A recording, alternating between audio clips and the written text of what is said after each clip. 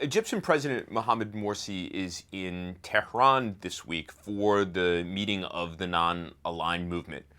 This is unprecedented because Egypt and Iran have not had diplomatic relations for over 30 years. And Morsi's presence at the meeting certainly signals a shift in Egyptian foreign policy. I think the three things that observers should know and understand about Morsi's visit is that, first and foremost, it is about domestic politics. It's important for President Morsi and the Muslim Brotherhood and the party of the Muslim Brotherhood, the Freedom and Justice Party, to demonstrate that this is a new era in Egyptian foreign policy. Foreign policy, as configured under former President Mubarak, was profoundly unpopular with the vast majority of Egyptians. And second, I think that this is part of a goal, of an objective that the Brotherhood and President Morsi have set out for themselves to actually establish a foreign policy that is independent of the United States. For many years, the Brotherhood believed that Mubarak's strategic alignment with Washington had rendered Egypt a secondary or second-rate power in the region, when they believed that Egypt was a natural leader of the region.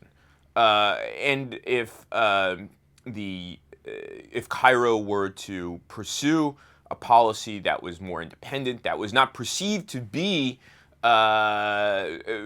pursuing the interests of the United States and by association Israel, Egypt would regain its lost regional luster and influence. And then the third thing I think that observers should understand is that these are not necessarily bad things for the United States. One of the things that initially drew the United States to Egypt, the desire to have a strategic relationship with Cairo, was that it was an important regional actor. And to the extent that a more independent foreign policy that is supported by the Egyptian people is something that President Morsi can achieve, he can, and Egypt can be, once again, that regional leader. And you see it in the speech that President Morsi made at the summit, in which he called for change in Syria. He called for not necessarily international intervention, but he called for a very strong international stance against the oppression in Syria. And this is again, not only